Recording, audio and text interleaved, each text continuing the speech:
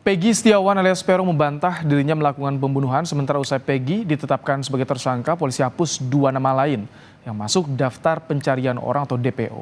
Bagaimana polisi dapat memastikan kasus pembunuhan Vina terungkap tanpa adanya kejanggalan?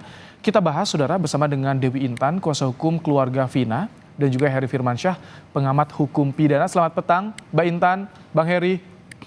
Ya, selamat petang semua. Baik. Mbak Intan, tadi tim kuasa hukum ke Komnas HAM. Apa saja yang disampaikan ke Komnas HAM oleh tim hukum?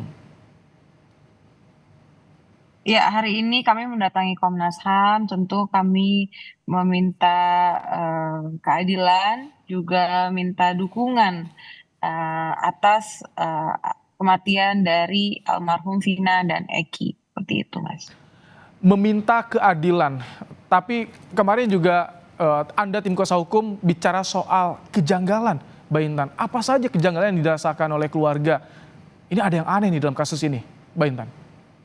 Ya, kejanggalan. Tentu pasti semua merasakan ada kejanggalan dalam kasus ini. Dalam arti yang tadinya dinyatakan ada 3 DPO, lalu tiba-tiba menjadi 1 DPO dalam kurun waktu yang singkat.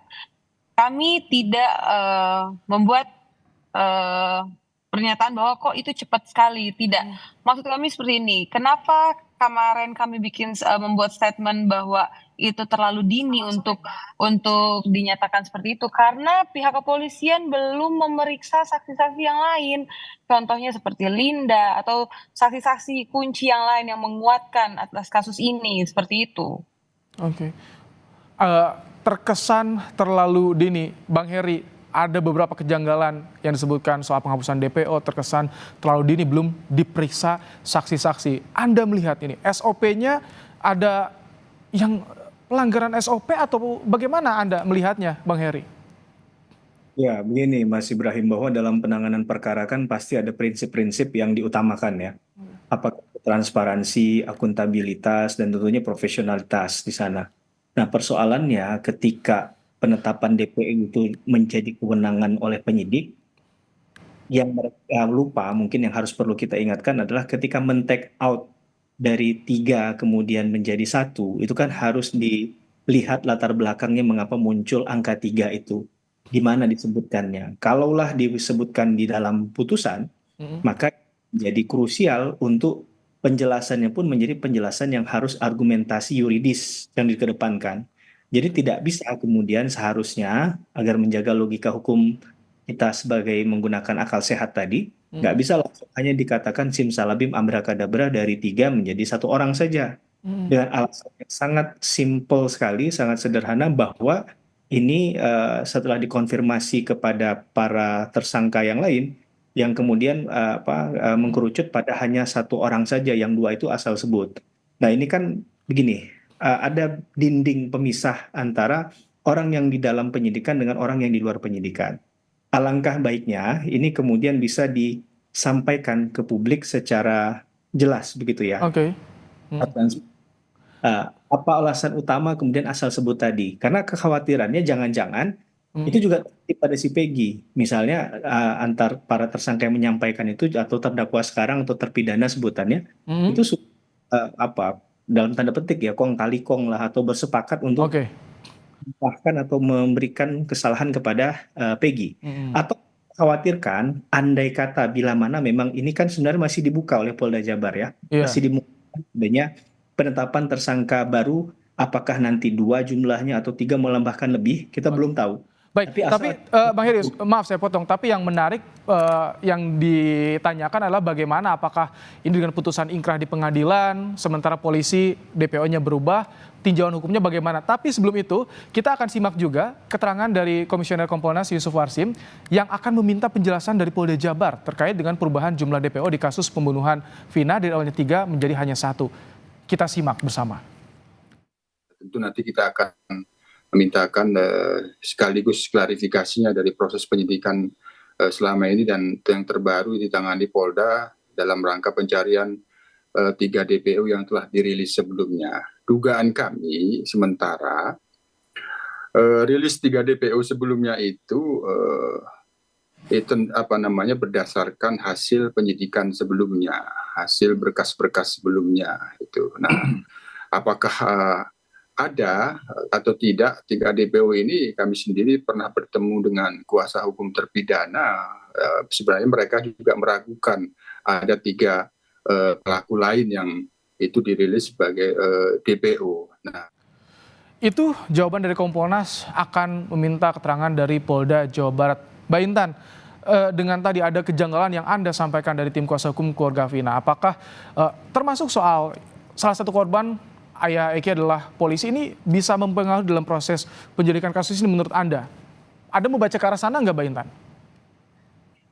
Ya, justru kemarin kan kami datang itu ke Polda Jabar untuk menanyakan perihal alasan kenapa ditetapkannya menjadi satu DPO. Dan itu juga kami ingin menanyakan apakah Bapak dari almarhum Eki pernah dipanggil sebelumnya, karena menurut konferensi pers dari kepolisian, laporan pertama kali dibuat adalah dari Bapak almarhum Eki Rudiana, seperti itu. Jawabannya apa dari Polda? Belum ada, justru kemarin kami datang masih belum bisa ketemu gitu loh. Masih menutup komunikasi. Nah, justru baru hari ini kami mendapatkan komunikasi bahwa ada Linda dipanggil pada hari ini gitu. Oke. Bang Heri, kalau Anda melihat ini bagaimana proses yang tengah dijalani dan tinjauan hukumnya seperti apa sih nanti ketika amar putusan tapi berbeda dengan lidik lanjutan saat ini, Bang Heri? Ya, begini, urgensi dari kepastian hukum DPO dulu ya. Iya. Mengapa ini harus tuntas, clean and clear oleh Polda Jabar? Karena khawatirnya dalam tinjauan hukum pidana ini kan mungkin orang ini dianggap adalah kalau memang benar masih berkeliaran di luar, tentunya berpotensi melakukan tindak pidana baru, gitu kan? Atau mengulang tindak pidana yang sama. Nah, tentunya ini harus dipastikan terlebih dahulu apakah memang benar bahwa DPO itu benar-benar resmi ditutup, memang tidak ada atau tidak. Jangan dibuat ruang terbuka semacam ini. Jangan dibuatkan multitafsir. Nah, ini harus diberikan full stop titik sehingga orang pun diberikan keamanan. Bukankah tujuan dari hukum pidana itu adalah tertib masyarakat?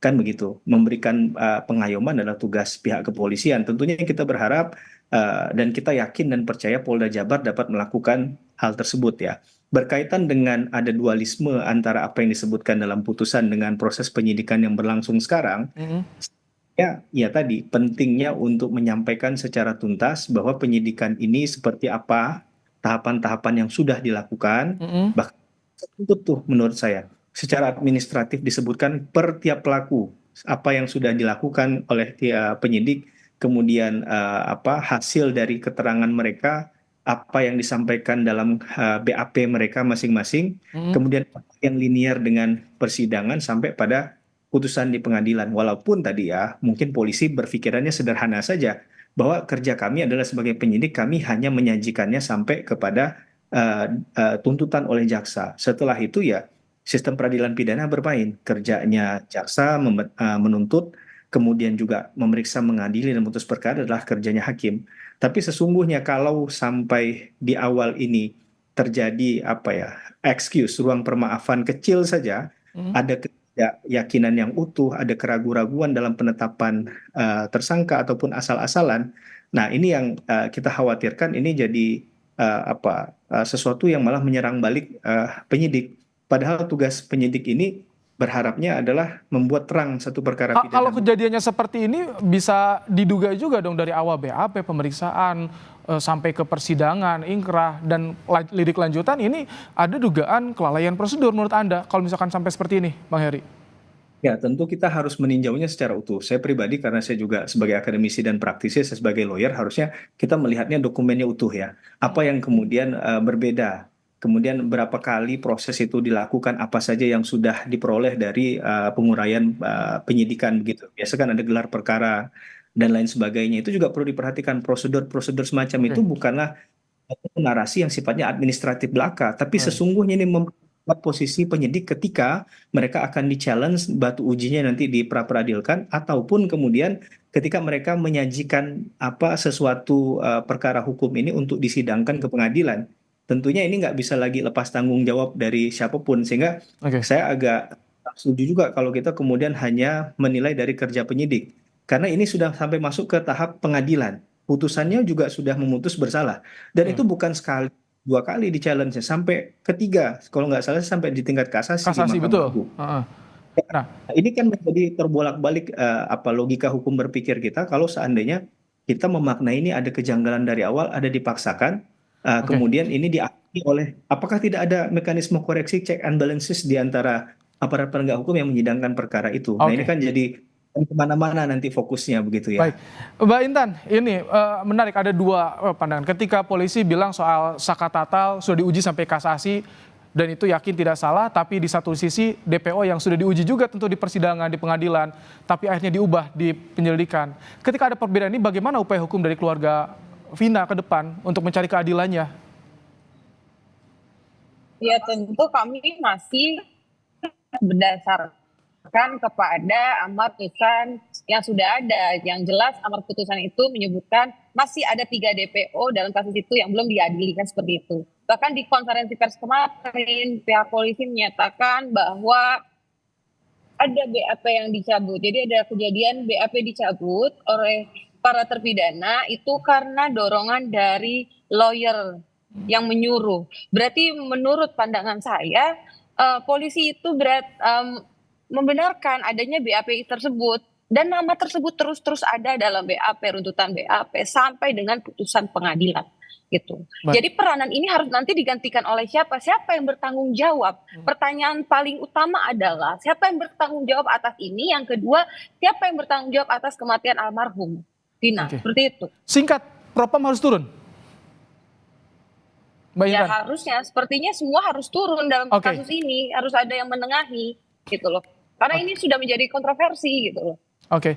Jangan sampai nanti dengan kejadian ini kepercayaan masyarakat terhadap institusi jadi hilang. Baik. Gitu. Baik, terima kasih Mbak Dewi Intan, kuasa hukum dari keluarga Vina, dan juga Bang Heri Firmansyah, pakar hukum pidana, telah menyampaikan pandangan dalam program Kompas Petang sore hari ini.